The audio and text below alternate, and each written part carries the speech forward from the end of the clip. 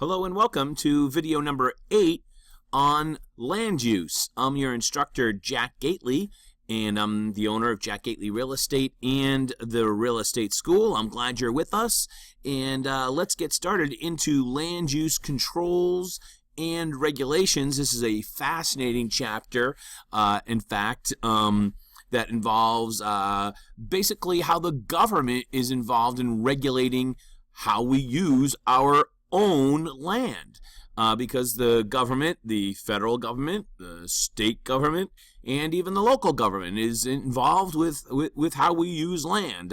Let's start talking about, for instance, how the local government is involved in our land usage, and of course they're involved with zoning and property taxes for the most part.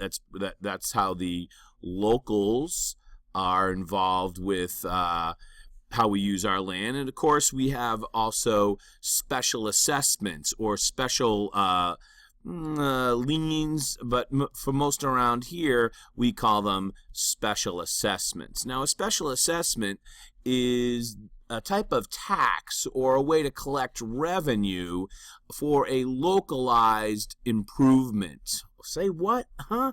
Well, it means that it's a way for the town to get some money to pay for like a sewer project or street lights, something very localized, sidewalks, something very localized in terms of its improvement. Therefore, the people who immediately abut the improvement pay for the improvement themselves on usually, not always, but usually on a basis relative to the frontage of their property to the street.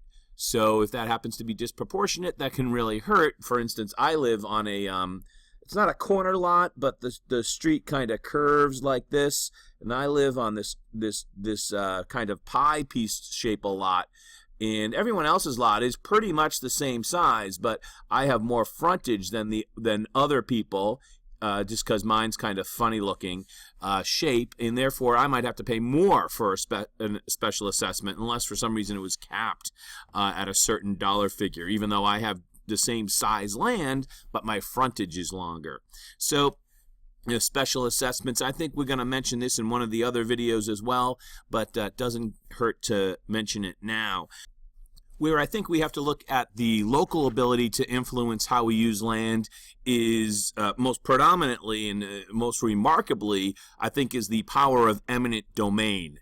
Eminent domain. This is a very long-standing power of a sovereign government, basically to say, hey, you know that piece of property that you own over there? Well, we want to buy it from you. Not only do we want to buy it from you, but we're going to make you sell it to us. So if you're just a person, the government's going to come along, knock on your door, bang, bang, bang. Hey, we're here from the government, and we're going to make you sell your house to us. And, of course, that could be relatively disappointing if you're the person that they're making you sell. But they have this eminent domain over everything. I remember when I was a little kid, I first heard about this, and I was like, huh, what? The government can make you sell your house back to them or to them? Yes, it is an actual thing. Very controversial, and has been in the source of huge controversy over time. This is how, for instance, we build highways in the United States for the most part, and you might notice that we don't build a lot of highways here, especially in eastern Massachusetts or in western Massachusetts for that matter either.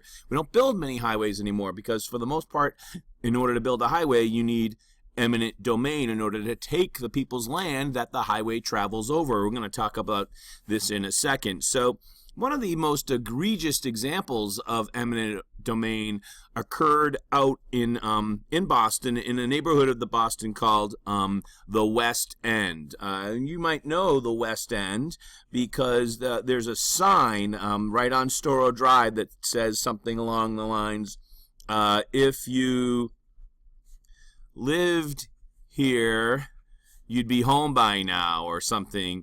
You'd be home by now. by now. You probably have seen that sign on Storrow Drive. If you lived here, you'd be home by now. This is a famous example of overreaching eminent domain power, and I think the best example is this great video. I want to show you a little bit about it. In which case the government in the late 1950s just came along and tore down the entire neighborhood, or the vast majority of the neighborhood. Let's hear from one of the most famous residents, the most famous resident from that neighborhood. I think you're going to recognize him. If you don't, we'll talk. I'll mention it afterwards. Let's see if you recognize this guy.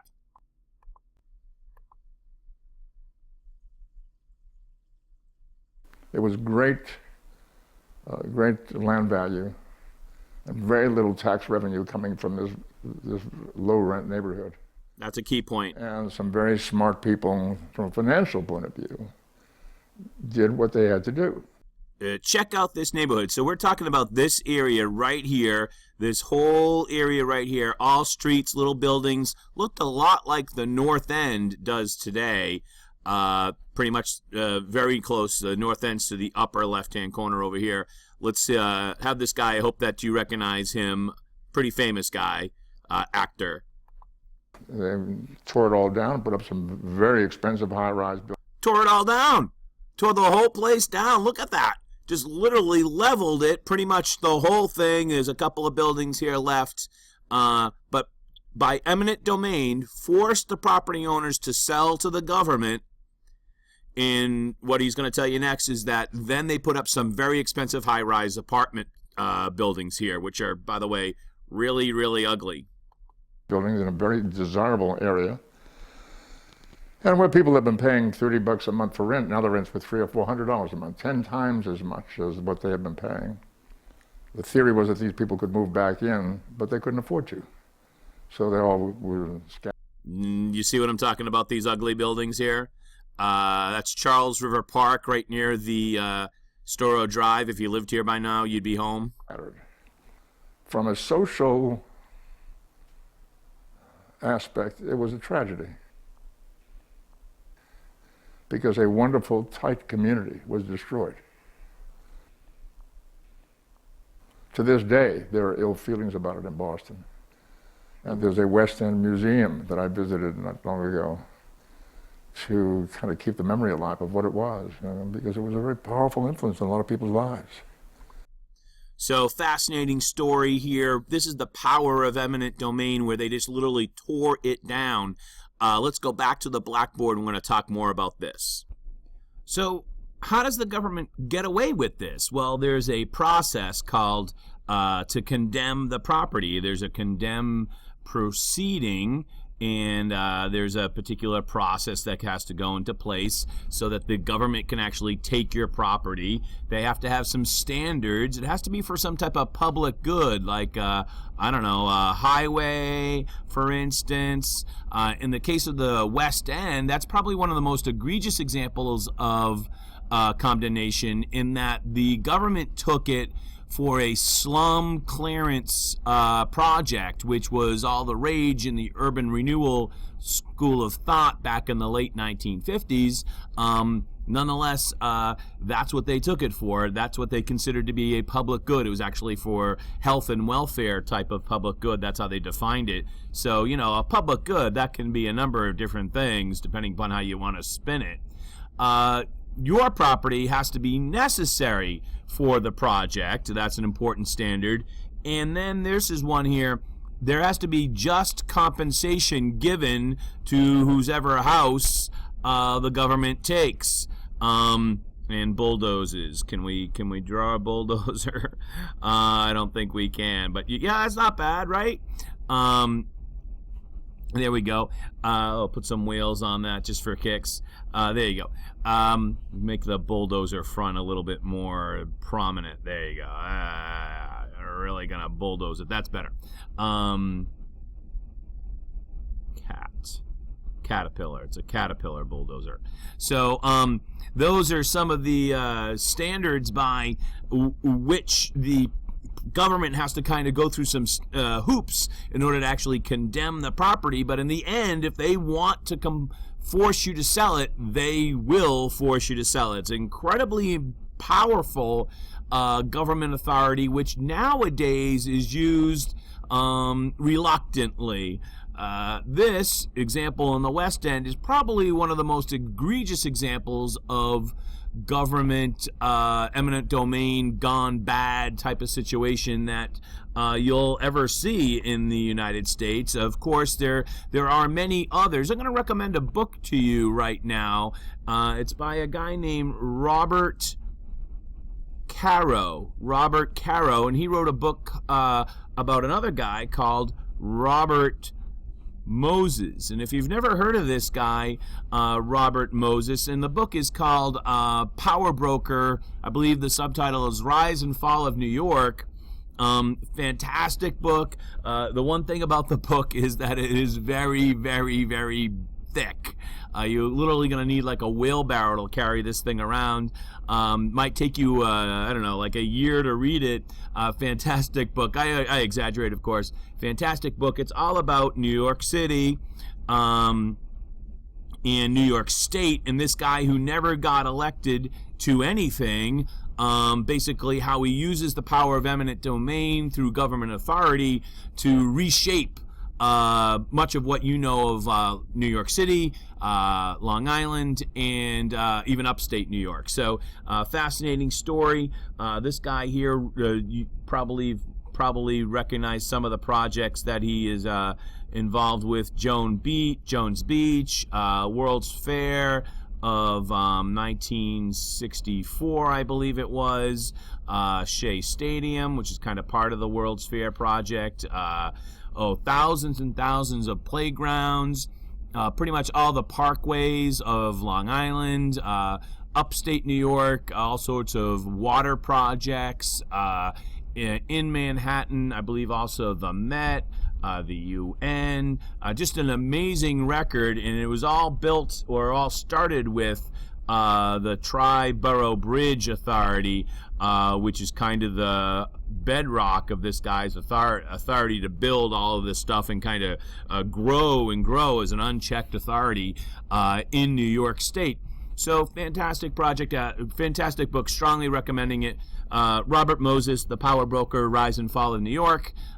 Get it. I just want to give one more lesson on highways and eminent domain. I'm going to draw you a map here of the general greater Boston area.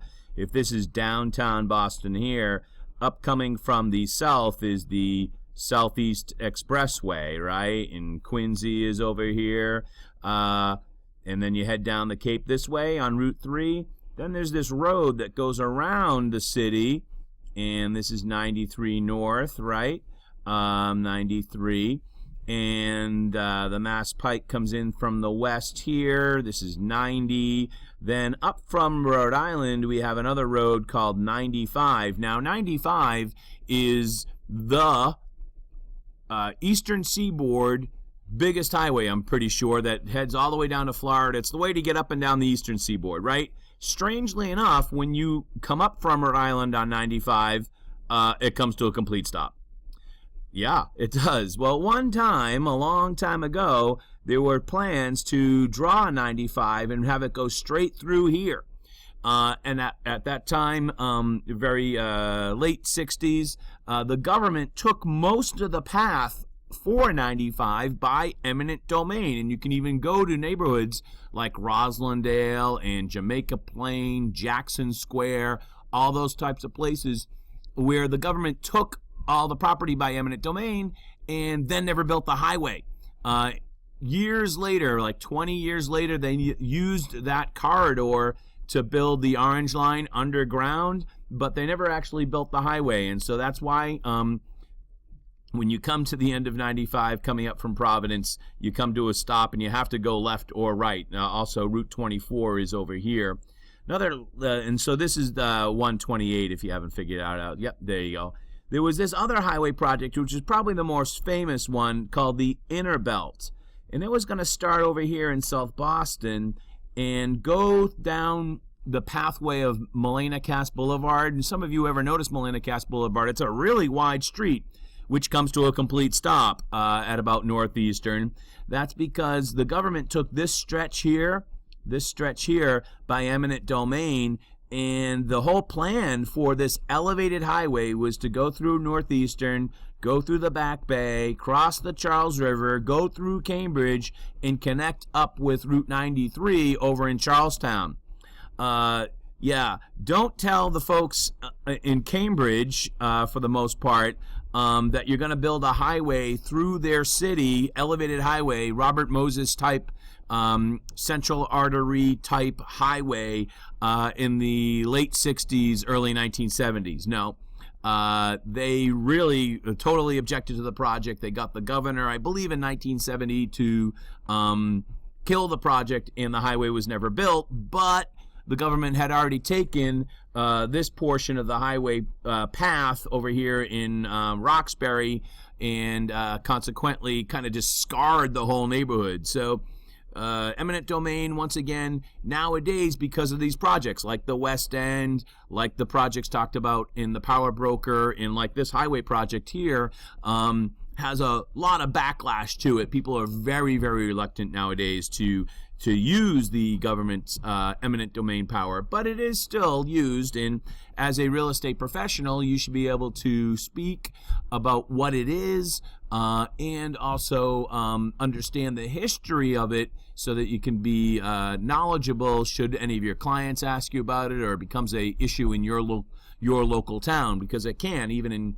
like Quincy and Sandwich. This has been a hot issue in the last 2 or 3 years, eminent domain, and it can spring up in your little community or big community, wherever you happen to live. So we talked about property taxes. We talked about eminent domain. Here's another concept, which you may have not heard before. It's called a sheet. A sheet. And should you pass away and not have a will and not have any heirs, then there comes a question upon society, hey, what do we do with this person's property? By the way, passing away without a will or heirs is called intestate. And what do we do with that property? Does it just sit there forever because the person who passed away never passed it on to somebody? No, actually, it reverts to the government. It reverts to the government. So when property reverts to the government, it becomes part of the general fund. In most states, it goes to the state. It can go to the local government occasionally. And this is the same general type of concept that is behind, if some of you have heard the radio ads, I hear them on the sports radio all the time, the unclaimed money list from the state treasurer. And so the government does have to make a significant effort to locate any potential heirs, and that's why they have that unclaimed money list.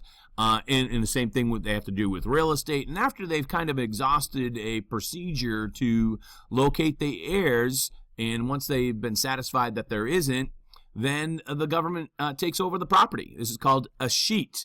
A sheet. Very interesting vocabulary word. Definitely going to be on the attest. So let's go on and talk about the police power of the state, the police power of the state. Before we do, we want to make sure that you understand the difference between police power and eminent domain. With eminent domain, you do get money if you lose your property to the state, for instance. With the police power, however, if they curtail your rights, you do not get money. You do not get money. So let's draw that a little bit better for you. So with eminent domain, you get money. With police power, you do not get money. So very important. You know, the government can tell you, hey, you can only build that property, that building so tall or so close to the property line. That type of thing. That's called police power. Technically, they're limiting your rights. They're limiting your usage, but you don't get paid for it. So let's talk more about this police power, as we did talk in length about eminent domain and how you do actually get paid if they take your property by eminent domain. Police power is not a land taking. Wow, that sounds like a good test question. So the police power of the state breaks down basically into 3 different categories: zoning, building codes, and the environment. Let's take zoning first. Zoning. So, we take for granted here in Massachusetts the way our cities and towns are designed and whatnot, but that doesn't happen by accident. If you go down to your local town hall, to the planning department, probably on the wall outside the planning department, you're going to see a map of your town. And if you look at the map, it's probably chopped up into little sections. I'm just kind of making a mythical town here, but it's probably chopped up into mythical sections, and they have labels on them like R1 and R2, or I don't know. Let's just call this one the heavy industrial, and maybe we have a downtown zone. They have little names to these. Commercial one, for instance, little names to these, and your whole city or town is chopped up into little zones. And by this planning process, which is a public process, you can find out what you can do with the land you own in any particular zone. If you own a lot over here, then you can put a house on it because it's residential. You couldn't put a factory here because it's in the residential zone. So let's take a look at what happens when zoning goes awry. So just to show you a kind of a crazy example, there's this place out in California, east of Los Angeles, called the City of Industry, and I just looked it up on Wikipedia. I was astounded by the numbers. I knew the numbers were kind of out of balance, but it's this crescent-shaped location that you see here. In fact, you can't tell by this map, but it basically follows a train track that goes along this little crescent in this valley, and the red line that you see on the screen there is the city line. So zoom in for you a little bit there. That's better. You can see the city line. And in this case here, this is a real city with a kind of a funny shape along a little valley where the train runs. And there's a river that runs through it too. No pun intended. And in this particular case, 80,000 jobs are located in what we call the City of Industry. And it's populated, according to the most recent census, by 219 people. That's just crazy, but that's how it is. And this is a kind of a strange Southern California example where, in this particular example, all the other locations around it are those other municipalities around it are zoned residential almost exclusively, as you can see. And then in the City of Industry itself, it's almost zoned almost exclusively by heavy industry. And that's what you can literally see the boundary of the city. If the red line wasn't there, you could still kind of tell where the city starts and where the city ends. Really wild thing. When we were talking about our zoning here in Massachusetts, under this very rudimentary diagram that I drew over here, a lot of other parts in the country don't have the same type of zoning. They don't exercise the same police control, or the police power, I should say, like we do here. So, every city and every state is going to be different. There are some parts of the country where you could put a factory here if you wanted to.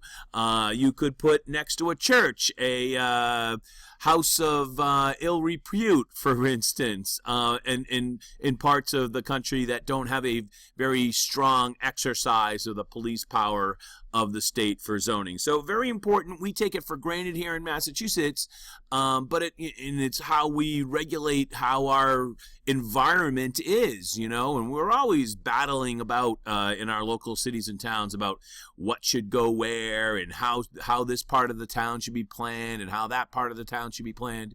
So always controversial topics, and it all has to do with the police power of the state. We're basically limiting someone's rights to use their property.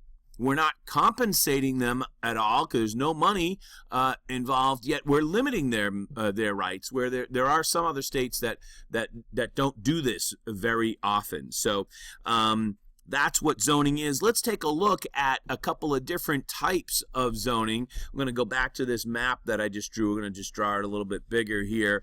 But in a town that has different zones like we had drawn here, I think we had this as R2.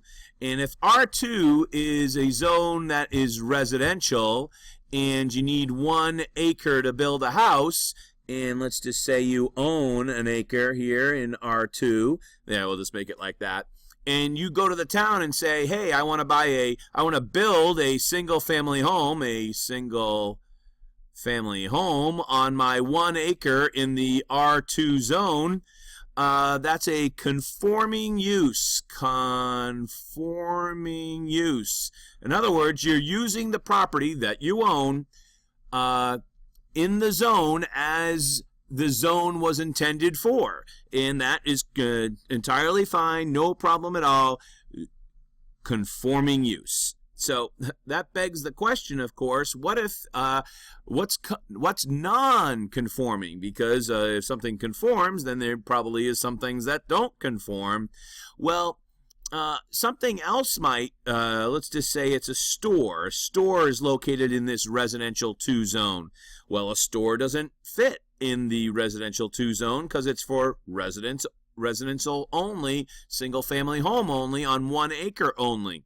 Well, what we have to remember is most likely most of these zones were drawn, like we see here, we're drawing them here,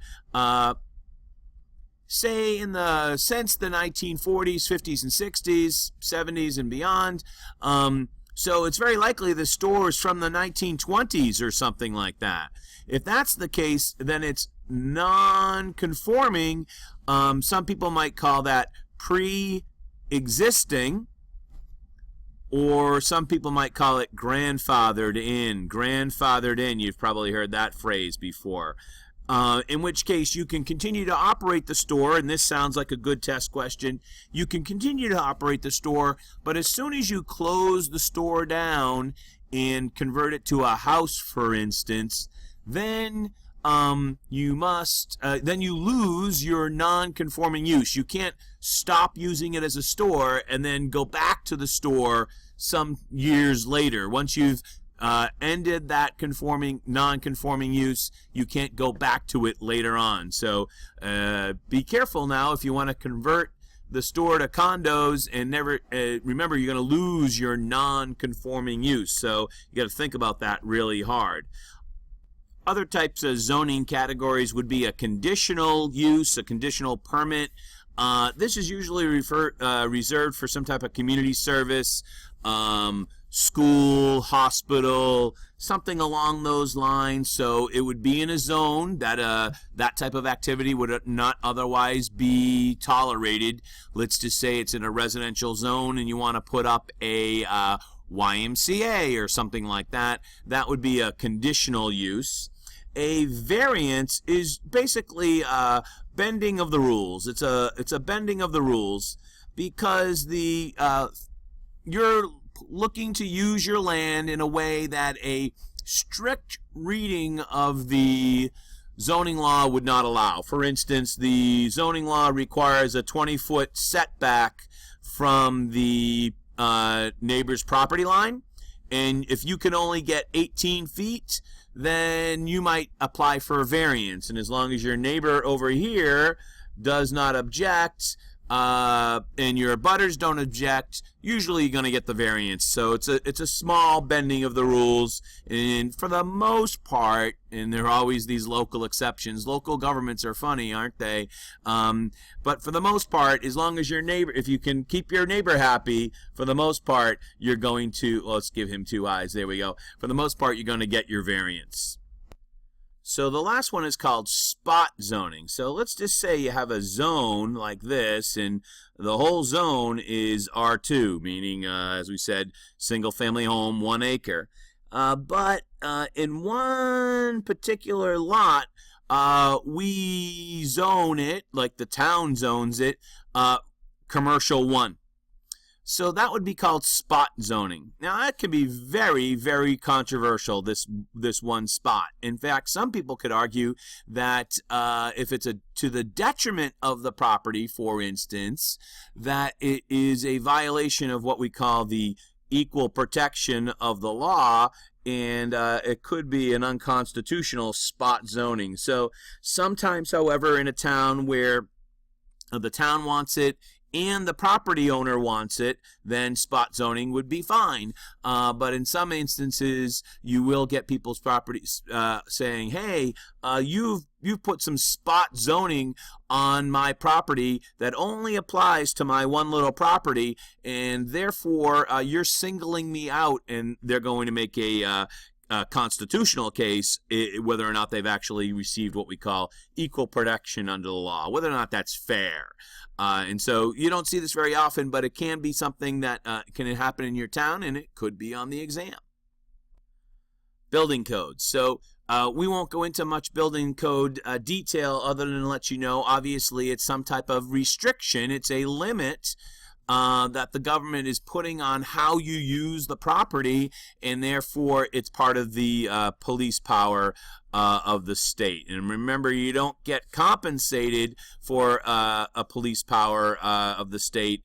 It's just something that you have to do in order to use your property and to comply with what the government has to say. So building codes, we won't go down that road, but basically you have to comply with building codes, or you're not going to get an occupancy permit, blah, blah, blah, blah. You get how that goes.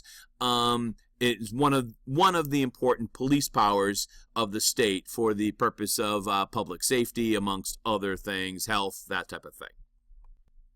Okay, so moving on to the third part of the police power of the state, that deals with environmental issues. And for this part, we should probably know that there's this thing called the Environmental Policy Act, which basically says that you need an environmental impact statement if federal money is going to be used for your project. The Environmental Policy Act. There's also federal laws relative to floodplains that have recently changed because of Hurricane Sandy. They've been rewritten all over the place up and down the East Coast. And if you have a question relative to whether or not the property is in a floodplain, you should get an up-to-date floodplain map. You should get an up-to-date floodplain map. Which comes to our big agency here that we want to mention is the Environmental Protection Agency, the EPA. You've probably heard of it. They oversee the Clean Water Act and the Coastal Zone Management Act. Now, wetlands also follow underneath the purview of the Environmental Protection Agency. Don't get the EPA confused with the DEP, which is the Department of Environmental Protection. That's a state agency. DEP is the state agency. EPA is the federal agency. Totally different agencies. We're going to talk a little bit more about DPE in a few minutes, but let's move on and talk about hazardous materials. Just understand that for the exam, that these are environmental laws that you should know for the exam. The Environmental Policy Act relative to federal money in any type of project, up-to-date flood maps, clean water and coastal zone management overseen by the EPA. Also overseen by the EPA, wetlands. And of course the local EPA, so to speak, or the state version of the EPA is called the DEP, the Department of Environmental Protection. The EPA is also involved with hazardous materials when it comes to cleaning up especially toxic sites. So not toxic, Jack, come on now. Toxic. There we go. Toxic sites. My spelling is toxic as well. So under the CERCLA, oh gosh, that sounds like a word we're going to need to know for the exam. CERCLA. CERCLA. I won't spell it out for you, but it's the Comprehensive Environmental Response, Compensation, and Liability Act. Ooh, that's a long one. I'll say that again. CERCLA, Comprehensive Environmental Response, Compensation, and Liability Act. CERCLA. This is also overseen by our friends at the EPA. And basically this is for situations of acute usually toxic pollution that requires federal assistance and or federal expertise. Basically, this is funded by a tax on industry to clean up these sites. Oh, look at that. We made a little boo-boo there, didn't we? Basically, this is funded by a tax on industry, and it's for these sites. I can think of one in Holbrook, actually, on South Street in Holbrook.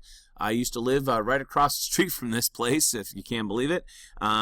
And some of you might have remembered this scene or this movie called A Civil Action.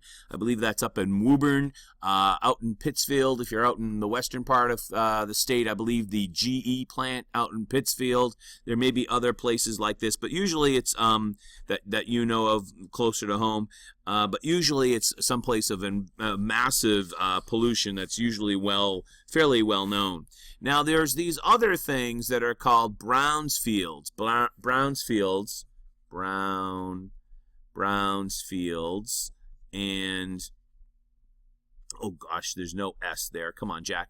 There are these places called brownfields that usually have a minor pollution to them, and well, I guess it's all subjective in a way, but for a lot of these brownsfields are gas stations, for instance. In fact, we passed a law back in the late 1990s called the Brownsfield Act in Massachusetts. It's the Brownsfield Act in Massachusetts, which was a law relative to the environmental cleanup and redevelopment of certain properties that were contaminated. It's overseen by the State Department of Environmental Protection. When I worked at the State House in the 1990s, before it actually got passed, it was passed after I left, but it had been kicking around as a law for a long time, or as a bill for a long time. We just called it the gas station bill. And everyone pretty much called it the gas station bill. They didn't necessarily call it the Brownsfield Act because, for the most part, this was not exclusively, but targeted to clean up gas stations. Back in the 90s and before that into the 80s, the gas station industry changed, where the mom-and-pop gas station with 2 pumps or the mom-and-pop gas station with 4 pumps could no longer compete against mega gas station, the ones that we are used to today with 8 to 16 pumps. You've seen them out there. Well, before in the 60s, 70s, and even in the early 80s, it was very common to have a gas station with like 2 pumps.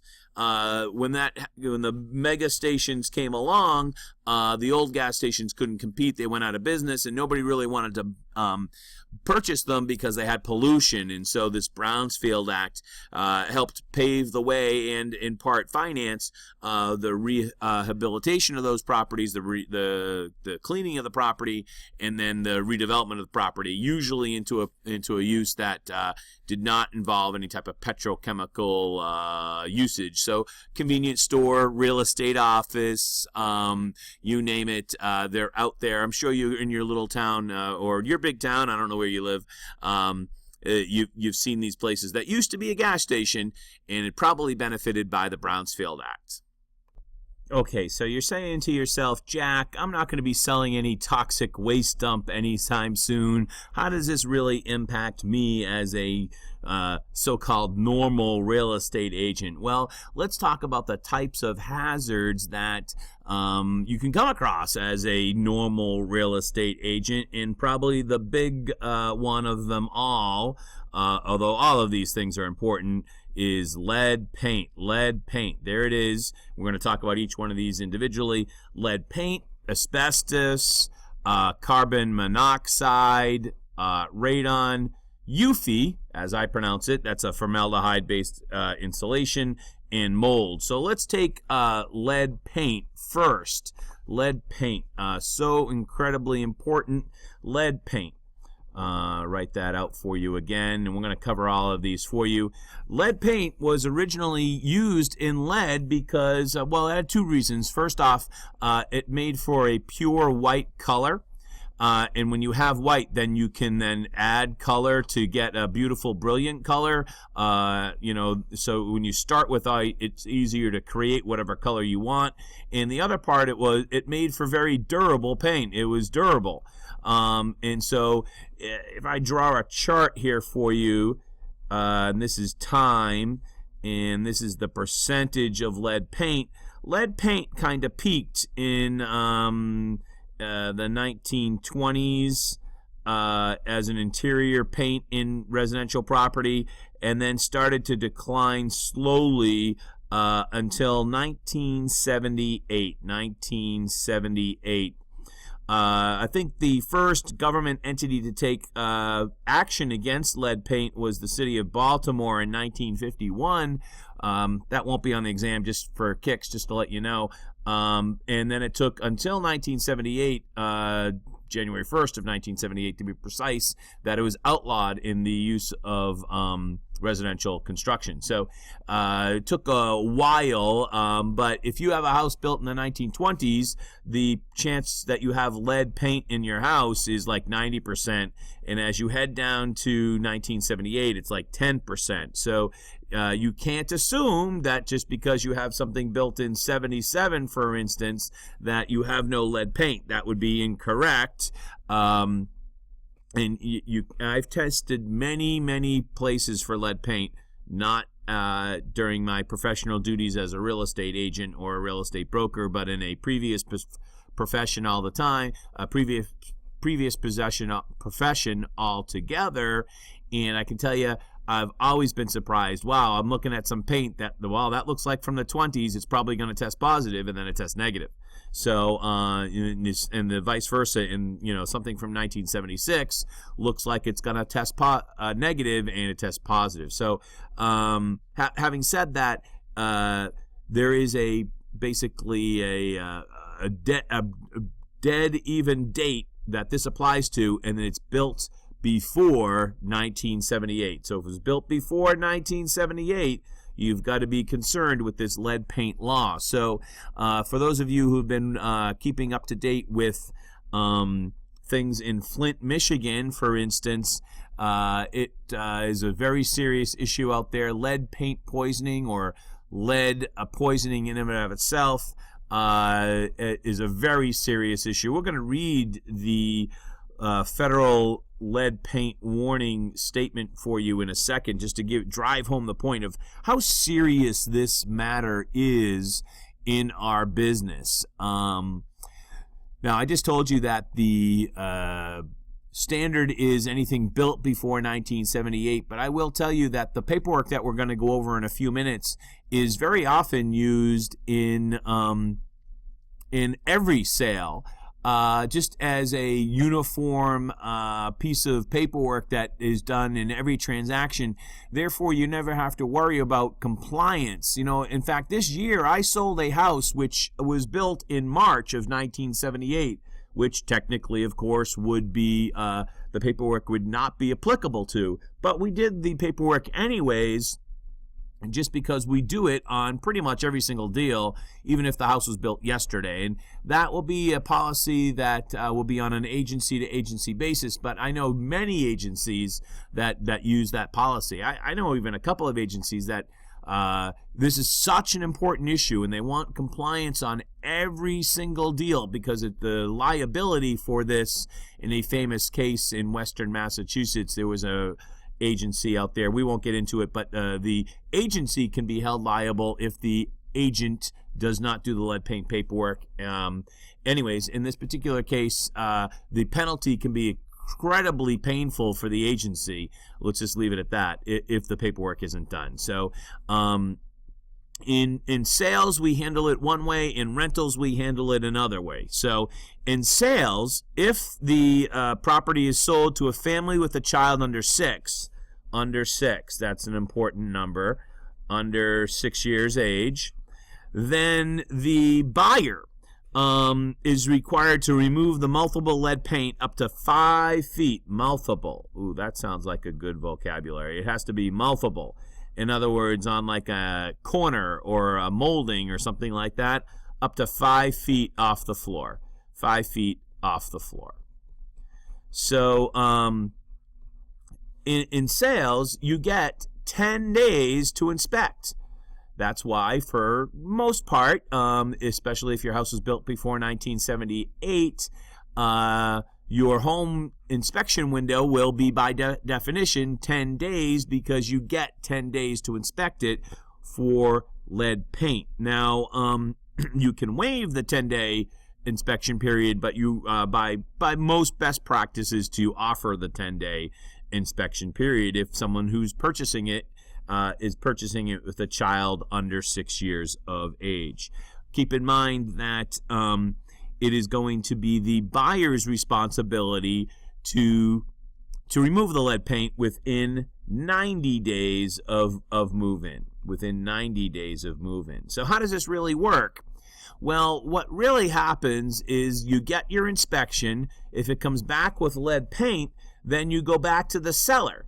And the buyer says to the seller, hey, I have an estimate here to get rid of the lead paint in your house.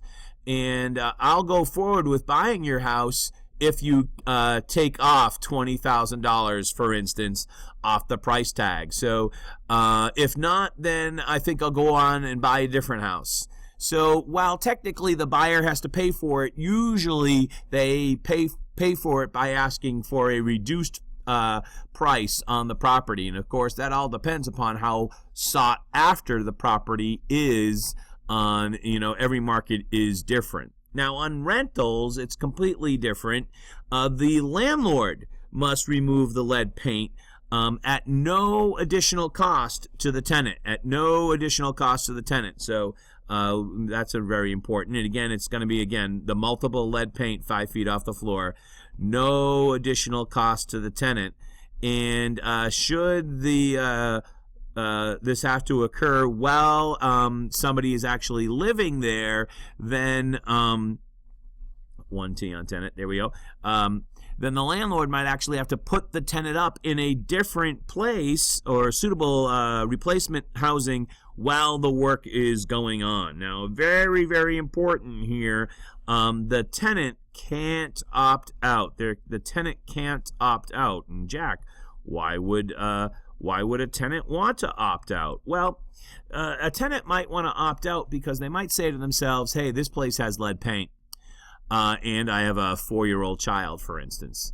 But I really, really, really need the apartment, and me and my child are going to be living in some place that's even worse than an apartment with lead paint. And so, you know what? In order to get the apartment so that the landlord doesn't give me any trouble, I'll just opt out of that and say I don't care. Whoa, you can't do that. The tenant cannot opt out on behalf of their minor child. This is such an important thing. We're going to, again, read the lead warning statement for you in a minute, but it's very important to know that the tenant can't opt out. There also applies in vacation rentals. And vacation rentals, as long as it's not more than 31 days a year, and there's a special piece of paperwork for vacation rentals. In vacation rentals, you have to assert that there is no peeling paint in the property, including on the exterior parts of the windows. And only then can you use the lead paint vacation exemption, lead paint vacation rental exemption. So only if there's no peeling paint, including on the exterior parts of the windows. And I just have a feeling that some of those vacation rentals aren't inspected as maybe they should be on a probably a seasonal basis. So let's get into this lead paint warning statement and see exactly what it is that we're talking about. Why are we so concerned about lead paint? Well, I already mentioned to you the legal liability that you and your agency might be susceptible to if you don't comply with the lead paint law. Very serious law. Let's take a look at the form that you're going to be using all the time. I should say that there is a kind of a public-facing form that goes along with this, an information booklet, for the lack of a better phrase, that you issue to the buyer of the property. And then this form is at the end, which must be completed Well, let's see when it's supposed to be completed. This form is to be signed by the purchaser. This sign is supposed to be before. Sorry, I screwed that up a little bit. Let me. So we talked earlier about the legal liability that you or your agency might be faced with if you don't comply with the lead paint law. Incredibly serious matter. There's a famous case, Whaler and Taylor, a real estate agency out in western Massachusetts in the late 1990s that didn't comply with the law and faced a triple damage lawsuit, which they lost. So very, very important. So let's take a look at this property transfer notification certification. Wow, that's a mouthful, isn't it? Be mindful that this property transfer notification certification paperwork is what you're going to be doing all the time when you sell property. There comes with an information booklet that you hand to the consumer. Let's see when this form is actually used. This form is to be signed by a potential purchaser. I'll paraphrase a little bit here. Before signing a lease option or signing a P&S. So that's the key part, is that this form should be provided to the buyer before signing a purchase and sale agreement.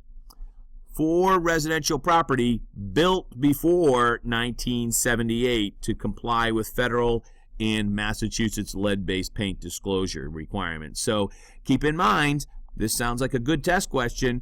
Oh, Agent Mary wanted them to sign the lead paint paperwork at the closing. Would this be appropriate? No, absolutely not. It has to be signed before a purchase and sale agreement.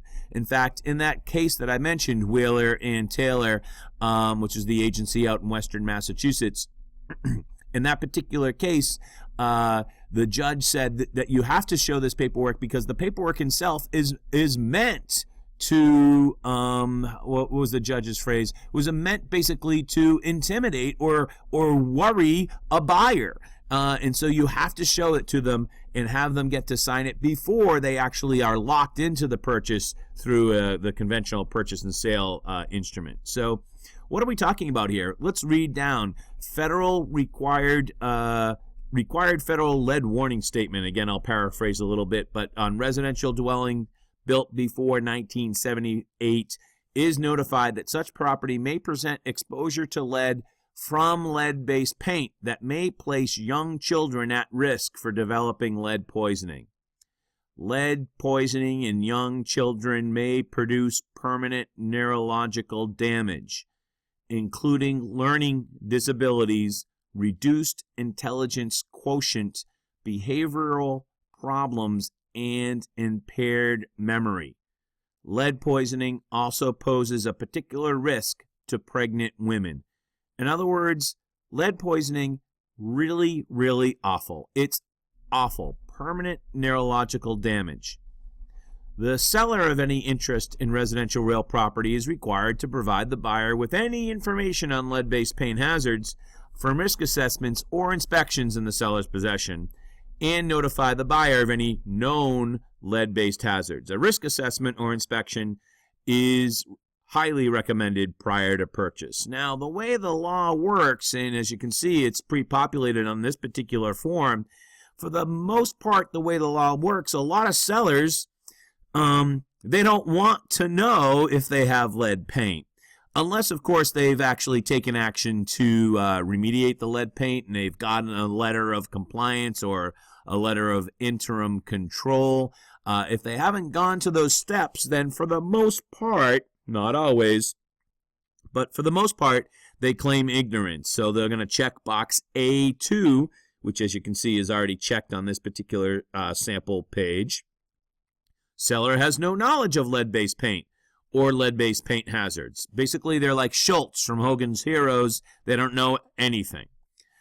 In B2, seller has no reports or records pertaining to lead-based paint. You can see occasionally somebody will check B1 where they have a risk report or a letter of interim control or a letter of compliance.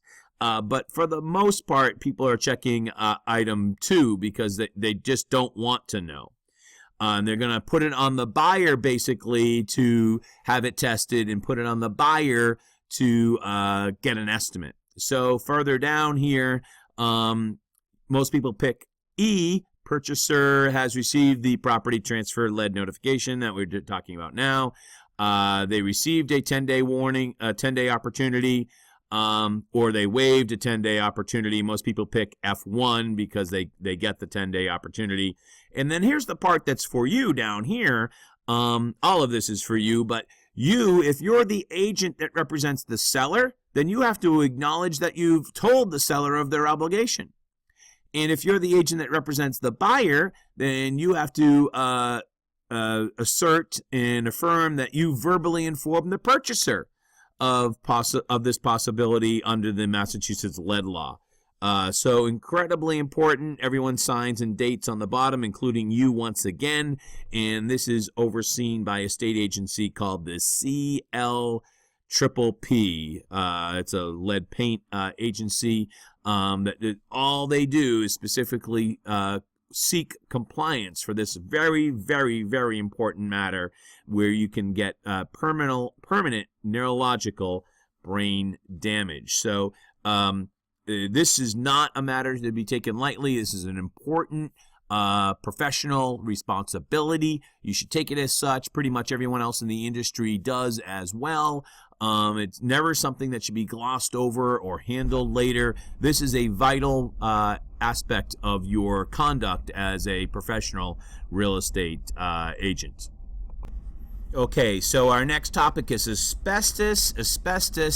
And asbestos is a building material which actually technically has never been fully banned in the United States. It's a building material mostly used in, well, I should actually say asbestos has two very important qualities. It's heat resistant, and it also very durable, just like the lead paint that we talked about. Consequently, from a heat resistance point of view, it's in the olden days, back in the day, it would be wrapped typically around a heat pipe, especially if the pipe was leaving the boiler. Oh, do I dare draw this as I'll draw a boiler. Okay, there's your boiler in the basement. And the pipe that heads out, the outbound pipe to the radiator up here. Remember those old radiators that had the coils on them, like, you know? So as the pipe went along, you'd wrap the pipe like this in asbestos so that you'd keep the water warm as it headed off to the radiator. So asbestos did a great job at keeping the water warm. The problem is asbestos is incredibly hazardous to your health. And it comes in two states, I should say. One is called non-friable. And non-friable is when it's in its original state, completely contained in its original state as it was intended to be installed. And the other one is friable.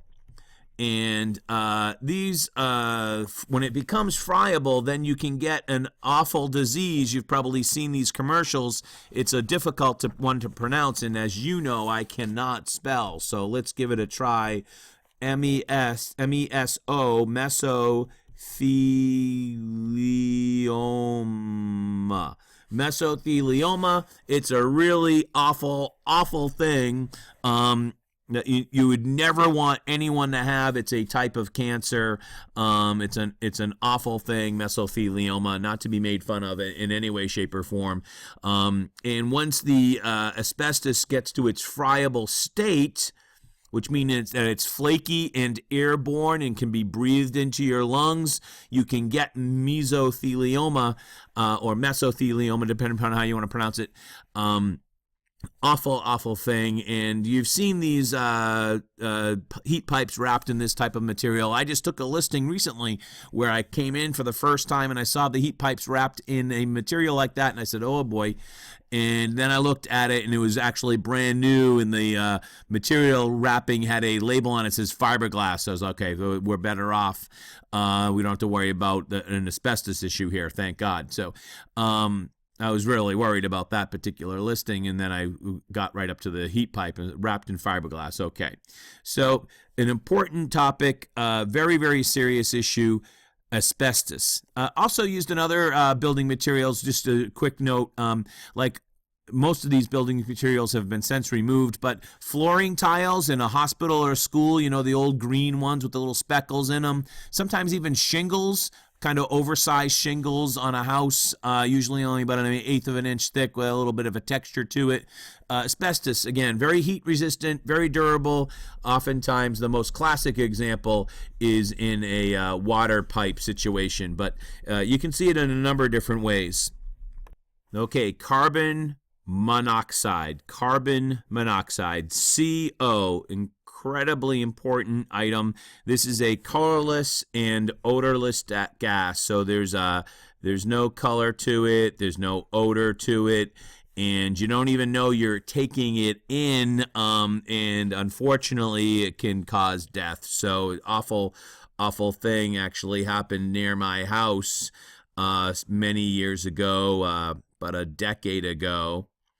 There was a house, and this happened about a half a mile from my house. These folks had one of those newer gas fireplaces things, and what happened is the snow stacked up like this, and the exhaust from the gas fireplace couldn't get out. Therefore, it went back into the house here, built up, and little girl lost her life. So I just heard of a recent story. This is in December 2016.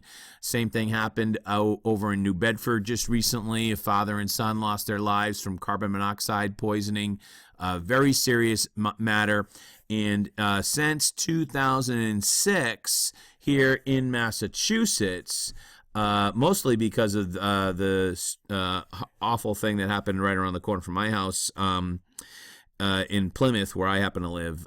Since 2006, on all your residential transactions, you're going to have your houses tested for carbon monoxide and smoke detectors. So you're going to have to get a hold of your local fire department. They're going to come out. They're going to test the carbon monoxide and smoke detectors for their operational capacity.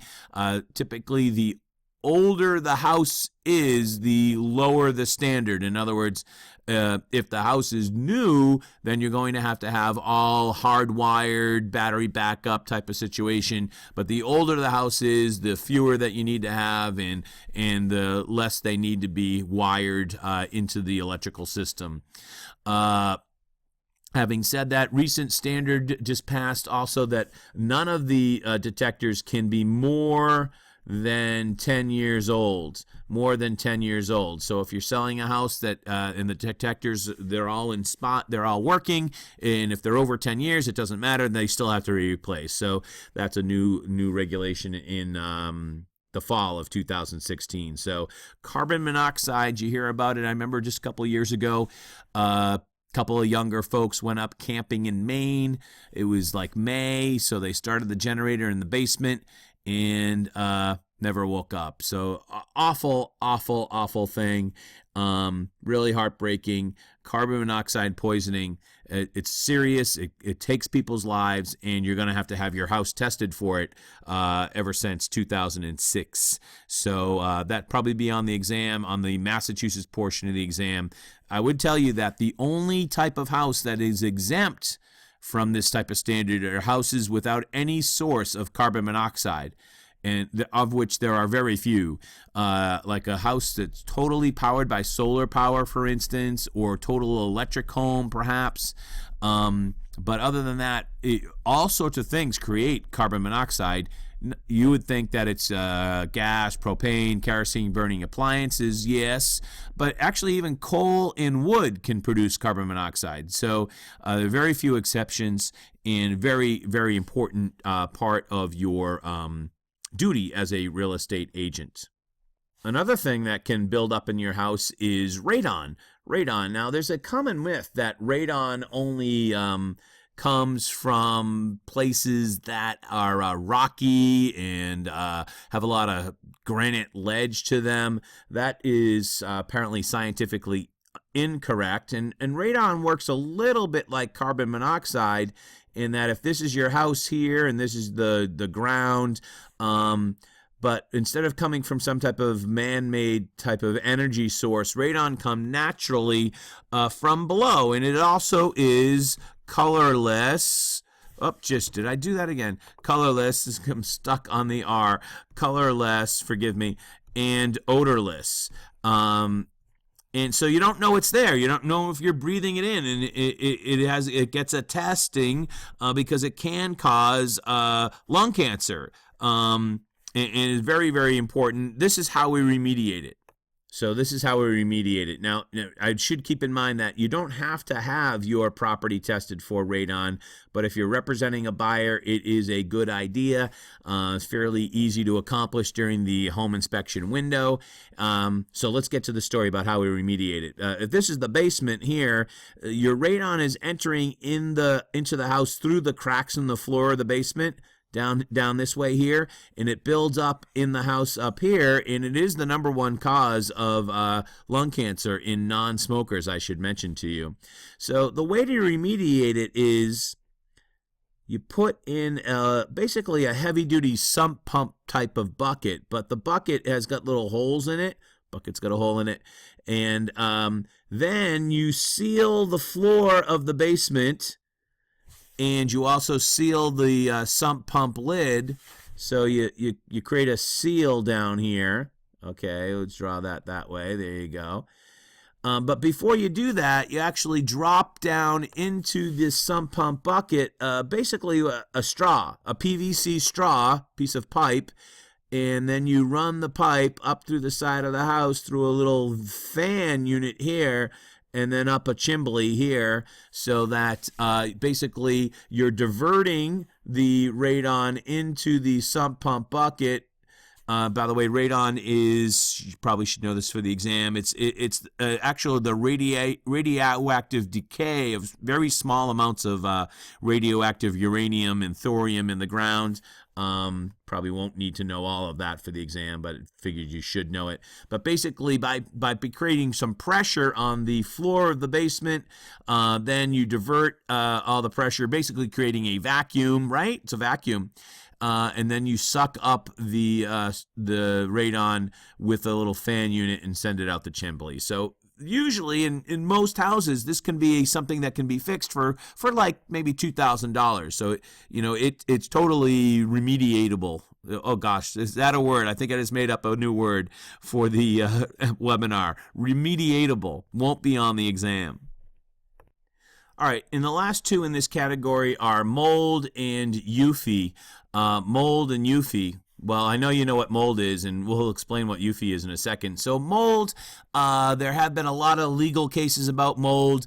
If you, as a professional, remember you have a heightened sense of responsibility, a heightened duty to your client and to the general public. If you have any hint that there could be some mold because of the smell, for instance, you should recommend to your seller client or your buyer client that you have a professional investigate the mold issue. So euphy is a formaldehyde-based insulation. And for this particular item here, almost always, I've never seen a listing that's actually said we know about euphy. Euphy was a type of insulation that went out of style, so to speak, or no longer used since the late 1970s. Since then, because if you remember formaldehyde from science class or biology class, you dissected a frog, that awful smell, and the science teacher put the window open, even if it was February. Yeah, so euphy can make you sick, very much so. It causes cancer, and it's just an awful thing if you get too much of it. For the most part, for euphy insulation, all the fumes that it could have gave off expired in the 1980s, and therefore, even when you create an MLS listing, it's already pre-populated as unknown. But in other parts of the country, euphy, or formaldehyde, I should say, still is a fairly popular, or could be a popular, I don't want to say popular, I want to say common building material, especially in other parts of the country. So if you get too much UFI, it could be or formaldehyde, it can be a real health hazard, and therefore it should be tested for, especially in other parts of the country. Now, you might remember we got into this topic by talking about land use restrictions, and regulation. The last one I want to mention to you are covenants. Covenants, Covenants. Covenants.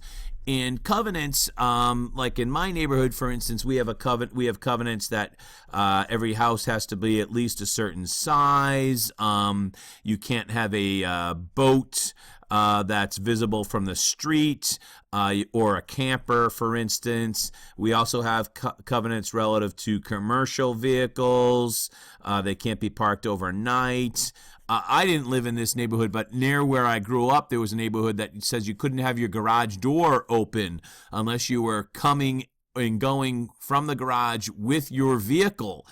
We don't have that in my neighborhood, but covenants are usually to maintain some type of standard of cosmetic or visual appeal. I'll tell you right now, actually, I'm currently breaking the boat covenant in my neighborhood. We were allowed to have boats in our yard, but it can't be visible from the street. But my buddy Tom dropped off his boat and by the side of my house, and I'm currently breaking the boat covenant. Don't tell anybody. Anybody who lives under these covenants, one party, even if they're far away in my neighborhood, could force me to comply with the covenant. Covenant. That's not a bylaw that, like, the neighborhood association gets together and votes on. Oh no, this is something that's set in stone. When the neighborhood is established, usually the developer will have it written into the deeds of the property. And it's non-breakable, non-negotiable, and if anybody wants to enforce it, they can. I want you to be mindful, however, that while we use covenants today for commercial, cosmetic uses, back in the first part of the 20th century, up until 1948, covenants were used as private agreements in neighborhoods to basically discriminate against buyers. So that was outlawed in a famous Supreme Court decision called Shelley with a EY versus Kramer, AEMER, in which case Thurgood Marshall brought this case to the Supreme Court, and of course he was later appointed to the Supreme Court, which outlawed racially based covenants, which are not on their face invalid under the 14th Amendment. In other words, they were using covenants, the type of covenants we use to make a neighborhood cosmetically appealing, to keep out certain ethnicities and races. So that was outlawed in 1948. It cannot happen, totally illegal today, but you should be aware of this kind of history with the concept of covenants and the fact that the real estate industry as a whole supported this type of activity up until 1948 when it was ruled unconstitutional. So thank you for joining us on video number 8. This has been Land Use and Regulation. My name is Jack Gately. I'm the owner of Jack Gately Real Estate and of the Real Estate School. Thank you so much for watching. Look forward to seeing you on one of our next videos.